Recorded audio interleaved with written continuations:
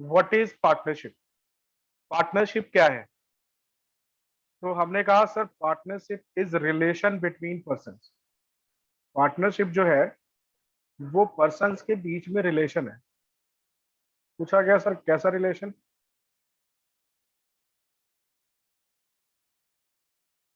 हम्म। तो sir relation जो है वो है टू शेयर प्रॉफिट। कैसा प्रॉफिट? सर बिजनेस से हुआ हुआ प्रॉफिट। वो प्रॉफिट जो बिजनेस से हुआ है वो वाला प्रॉफिट। और उस बिजनेस को चाहे तो सब मिलके चला लें या कोई एक उनमें से सबके लिए काम कर ले। ठीक है बेटे। तो सबसे पहले शुरुआत करते हैं, एक एक करके बात को समझने। पहला है रिलेशन। तो किसी भी तरह के रिलेशन को बनाने के लिए बेटा हमें रिक्वायर होते हैं दो लोगों, है ना। किसी भी तरह के रिलेशन को बनाने के लिए हमें बेटा दो लोग चाहिए। एक चाहिए प्रपोजर।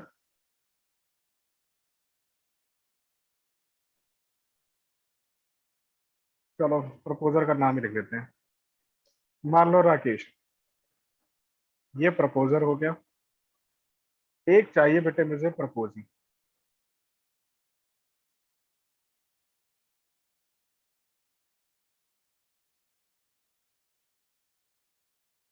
ठीक है। प्रपोजी का नाम रख देते हैं शाले। ठीक है बेटे। ध्यान से सुनिएगा। राकेश ने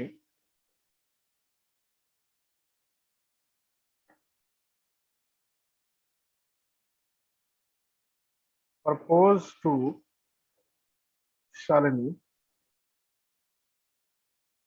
to start a business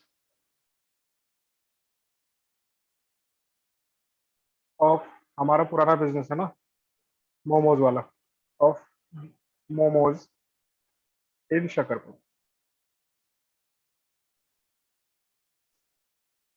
Rakesh ने प्रपोज किया शालिनी को कि हम अपना एक मोमोज का बिजनेस शुरू करते हैं। कहाँ पर बेटे? शकरपुर एरिया के अंदर। ठीक है।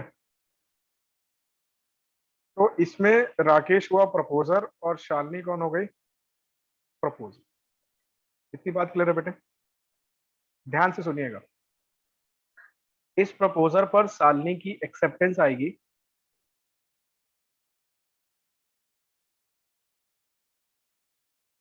एक्सेप्टेंस गिवन बाय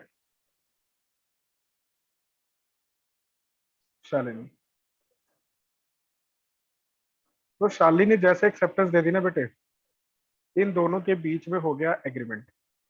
यानी प्रपोजल और प्रपोजल के साथ एक्सेप्टेंस आ जाए तो इसे हम कहते हैं कि सर एग्रीमेंट हो गया। ठीक है बेटे। तो शालिनी और राकेश के बीच में क्या हो गया बेटे? एक एग्रीमेंट हो गया टू स्टार्ट अ बिजनेस। लेकिन मैं अभी इसको पार्टनरशिप नहीं बोल रहा हूँ, पार्टनरशिप के और भी फीचर्स होंगे। सारे पहलुओं पर इसको खड़ा उतरना पड़ेगा। अगर ये हर पहलू पे खड़ा उतर गया तब मैं बोल दूंगा कि शालिनी और राकेश के बीच में पार्टनरशिप हो गई। ठीक है बेटे। अब यहाँ पर बात कर लेते हैं कि किसी भी रिलेशन को फॉर्म करने के लिए मैंने कहा कि दो लोगों की रिक्वायरमेंट आपको होगी। ठीक है बेटे। तो पार्टनरशिप फॉर्म करने के लिए भी मिनिमम कितने लोग चाहिए? Minimum 2 person is required to form a partnership. बात क्लियर है बेटे? बोलो। कम से कम दो लोग चाहिए पार्टनरशिप फॉर्म करने के लिए। किसी भी तरह के रिलेशन को बनाने के लिए दो लोग ही रिक्वायर्ड होते हैं। ठीक है ना। अब मान लो कि मैं अपने आप का भाई हो सकता हूँ। कि Rakesh is brother of Rakesh, not possible, ठीक है ना। या वानी is student of Rakesh sir, ये तो रिलेशन हो गया दो लोगों के बीच में। Rakesh sir is student of Rakesh sir हो सकता है? नहीं हो सकता। ठीक है बेटे, तो कम से कम किसी भी रिलेशन को फॉर्म करने के लिए हमें दो लोग तो चाहिए ही चाहिए। इसी तरह पार्टनरशिप को फॉर्म करने के लिए भी हमें कितने लोगों की रिक्वायरमेंट है बेटे? दो लोगों की। ये 1 मार्क का क्वेश्चन है, ठीक है।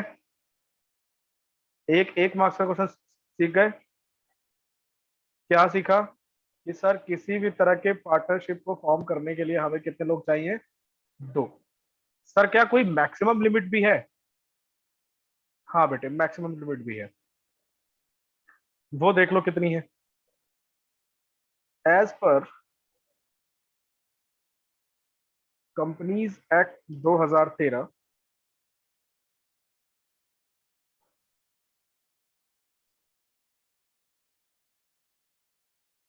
maximum number of partner can be 100। Companies act 2013 के according maximum number of partner कितने हो सकते थे बेटे? 100 हो सकते थे। लेकिन ये जैसे ही लॉन्च हुआ तो अगले ही साल एक नया लॉ आया। नया लॉ कौन सा आया था बेटे? Companies miscellaneous rule,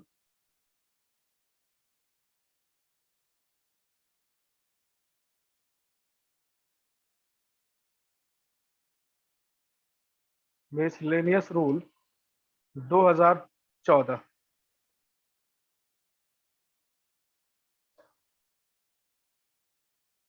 while rule 10,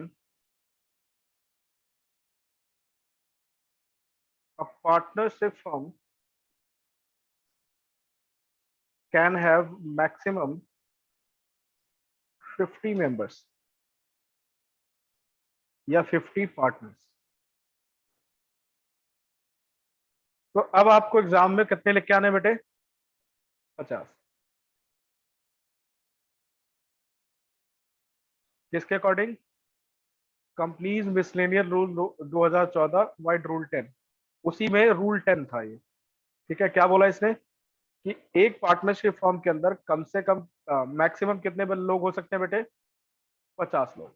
ये एक और 1 मार्क का क्वेश्चन हो गया बेटा आपका, कि मैक्सिमम नंबर ऑफ पार्टनर कितने हो सकते हैं? 50। किसी भी पार्टनरशिप फॉर्म के अंदर मैक्सिमम नंबर ऑफ पार्टनर्स हो सकते हैं 50।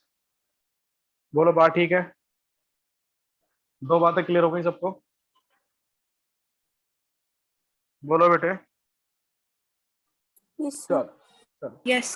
तो हमने ये तो डिस्कस कर लिया कि सर बिटवीन पर्सन वाली कहानी होगी। अब बेटा शेयर ऑफ प्रॉफिट की बात करते हैं। शेयर ऑफ प्रॉफिट का मतलब ये नहीं है कि शेयर ऑफ लॉस हो। कहानी सुनो। मैंने प्रपोज किया था शालिनी मैडम को कि चलो अब ट्यूशन तो चल नहीं रहा है, लॉकडाउन लगा हुआ है, तो हम लोग मोमोज का बिजनेस शुरू करते हैं, मोमोज बेचा करेंगे। वानी तो हमारे उतने से जितनी फीस देती है उससे ज्यादा के तो मोमोज खा जाएगी, है ना वानी? तो हमने क्या किया बेटे, मोमोज की दुकान खोल ली, इसकी दुकान के इसके घर के ठीक बाहर। अब क्या हुआ कि एक्सपेक्टेशन से उल्टा हुआ, वानी हमारे यहाँ खाने नहीं आई, और वानी जैसे बहुत सारे ग्राहक नहीं है, तो हमें हो गया लॉस। तो शालिनी मैडम ने बोला कि सर देखो आपने तो बोला था कि प्रॉफिट शेयर करेंगे, है ना, यहाँ पे तो ये लिखा है ना कि to share profit of the business. तो आपने तो कहा था कि प्रॉफिट शेयर करेंगे, अब तो हो गया लॉस। मैं तो लॉस शेयर नहीं करूंगा, मैं सिर्फ प्रॉफिट शेयर करूँ। ठीक है बेटे, तो क्या शालिनी मैम सही हैं?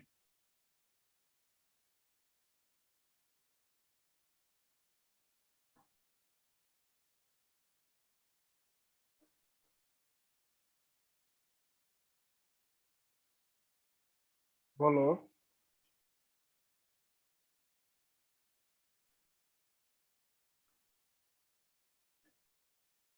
बिल्कुल सही नहीं है बेटे। Sharing of profit implies sharing of losses. जो शेयरिंग ऑफ प्रॉफिट है उसके अंदर ये नहीं कहा गया कि आपको लॉस होगा तो आप शेयर नहीं करोगे। मतलब शेयरिंग ऑफ प्रॉफिट का मतलब है कि आपको लॉस भी बेयर करना पड़ेगा। ठीक है बेटे। लेकिन कंपनीज ने एक बात और कंपनी कह रहा हूँ, पार्टनरशिप एक्ट ने एक बात और कही। क्या कही कि however a partner can be admitted in the firm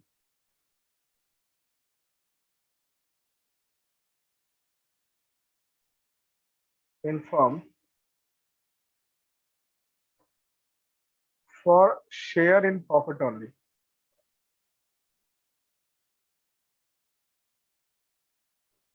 एक पार्टनर फर्म के अंदर एंटर हो सकता है सिर्फ प्रॉफिट के लिए। ठीक है बेटे। सर ये क्या बात कह रहे हो? ऐसा हो सकता है, मैं कह रहा हूँ। कैसे? अब हमारा बिजनेस तो चल नहीं रहा, हमें हो गया लॉस, तो हमने बेटा शाहरुख खान को हायर किया। ठीक है। और शाहरुख खान को क्या बोला कि आप हमारे मोमोज का बिजनेस ज्वाइन करिए, हम आपको सिर्फ प्रॉफिट देंगे, लॉस होगा तो हम खुद बेयर करेंगे। ठीक है। इस टॉपिक पर बाद में हम प्रैक्टिकल क्वेश्चंस भी करेंगे जिसमें गारंटी ऑफ प्रॉफिट पढ़ेंगे हम। ठीक है बेटे। तो यहां पर हमने शाहरुख खान को गारंटी ऑफ प्रॉफिट दे दिया कि सर आपको किसी भी हाल में प्रॉफिट तो मिलेगा ही मिलेगा। ठीक है बेटे। हमें फायदा क्या होगा? शाहरुख खान का जो फेम है वो हमारे मोमोज की दुकान को चला देगा। हाँ है ना? बात समझ में आई?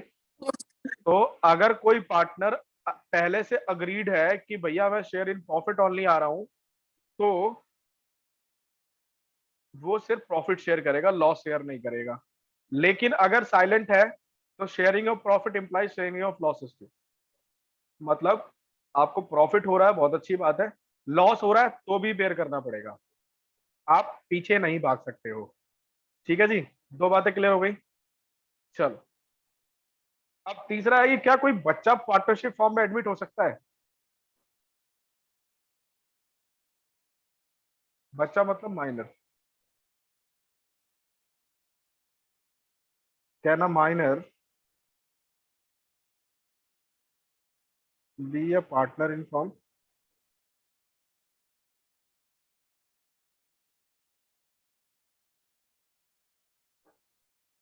क्या कोई माइनर पार्टनरशिप फॉर्म में पार्टनर बन सकता है?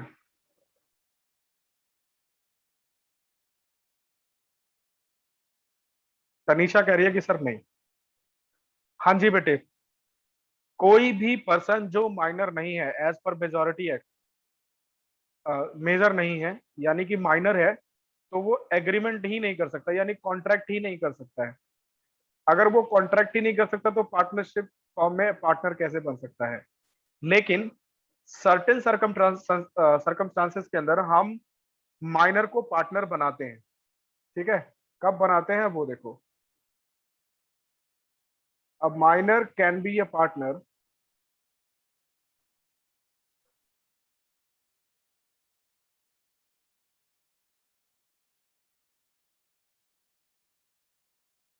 Partner in form for share in profit only. सिर्फ प्रॉफिट के लिए आप उसे एडमिट कर सकते हो, वरना तो वो तो ना समझ है। तुम लोग तो घपला करके उसको लॉस दिखा दोगे और लॉस दिखा के उस बेचारे का नुकसान करवा दोगे। तो जो माइनर है वो क्या होता है बेटे? फॉर्म के अंदर आ सकता है, कंडीशन क्या है कि सिर्फ प्रॉफिट में आएगा। इतनी कंडीशन बताकर लोग चुप हो जाते हैं। मैं एक बात और बता रहा हूं। व्हेन अ माइनर, या अलग से लिख लेते हैं, a minor can be a partner only if there is at least two major partner in firm।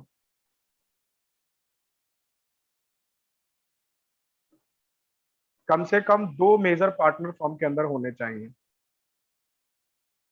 ठीक है बेटे, अगर 2 मेजर पार्टनर नहीं है तो पार्टनर एडमिट नहीं हो सकता, क्योंकि क्या होगा, एग्रीमेंट ही नहीं हो सकता ना फिर तो दोनों के बीच में।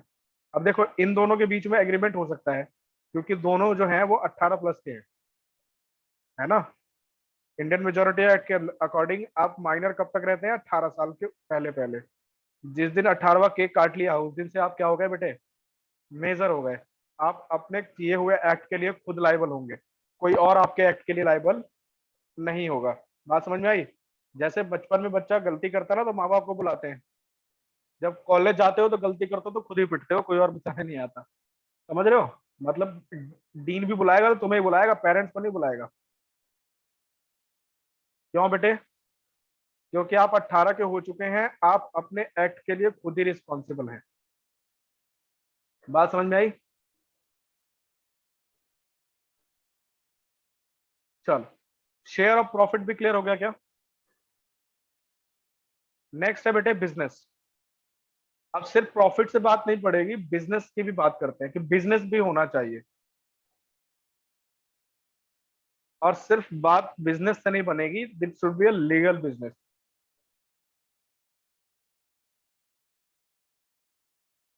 There should be a legal business. ठीक है बेटे, लीगल बिजनेस क्या होता है।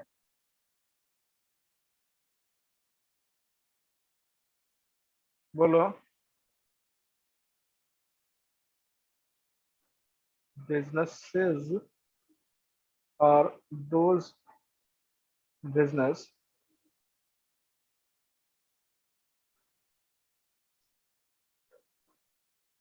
which is not forbidden by law, forbidden by law। वो सारे बिजनेसेस जो लॉ के द्वारा फॉरबिडेड नहीं है, वो लीगल है। ठीक है, और जिसे लॉ ने मना कर दिया बेटे, वो लीगल नहीं रहा, वो फिर क्या हो गया, इलीगल हो गया। तो अगर आपका बिजनेस है और वो इलीगल बिजनेस है, तभी वो पार्टनरशिप फॉर्म नहीं बनाएगा। बात क्लियर हो गई बेटे। चलो, अभी डिस्कस करेंगे एक दो केसेस। और लास्ट है बेटा, कैरिड ऑन बाय ऑल और any one of them acting for all. इसको हम बोलते हैं म्यूचुअल रिलेशन, या प्रिंसिपल एजेंट रिलेशन भी कहते हैं कई बार।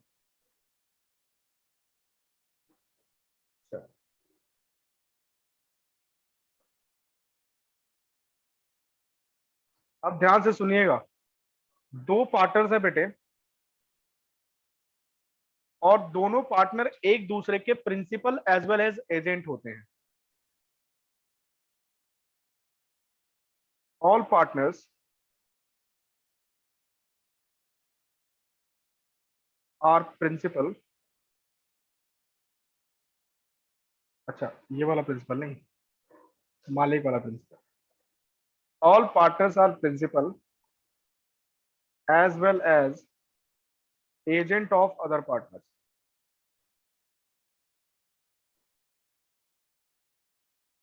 सारे पार्टनर मालिक भी हैं और दूसरे पार्टनर्स के एजेंट भी हैं। एजेंट कैसे बेटे,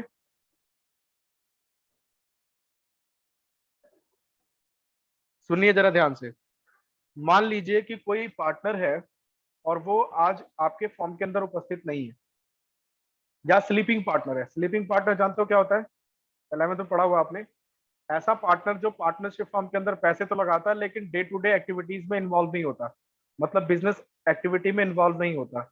इसीलिए यहाँ पर लाइन लिखी गई है, कैरिड ऑन बाय ऑल और any one of them acting for all. या तो बिजनेस को सब लोग मिलके चला लें, या कोई एक आता हो काम करने के लिए, बाकी अपने घर पे रहते हैं। ठीक है जी, तो जो घर पे रह रहा है वो स्लीपिंग पार्टनर है। तो अगर एक्टिव पार्टनर ने कोई एक्ट किया तो उसके लिए स्लीपिंग पार्टनर भी रिस्पॉन्सिबल होगा। वो ये नहीं कह सकता कि भैया मैंने तो मैं तो फॉर्म के अंदर था ही नहीं, इन्होंने ही करा जो भी करा है। ठीक है जी। तो यहां से एक बात और निकल के आती है कि every partner is liable for the, for the, work done by, done by other partners. दूसरा क्या, जैसे कि मान लो कि एक रिलेशन है आपके मम्मी और डैडी के बीच, पार्टनरशिप ही मान लेते हैं थोड़ी देर के लिए उसको।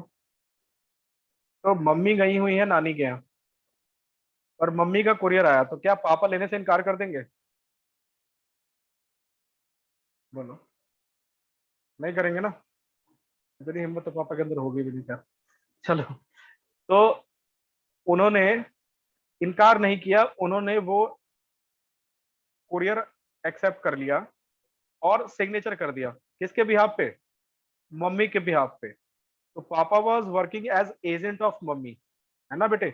ऐसे ही कोई पार्टनर है, उसके एब्सेंट में दूसरा पार्टनर क्या होगा बेटा?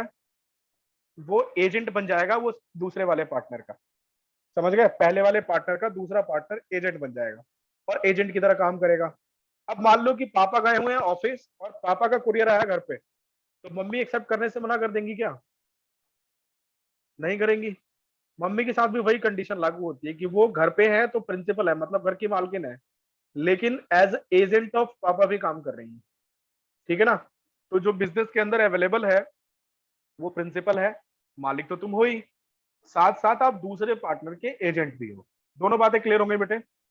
This is mutual relationship. ठीक है।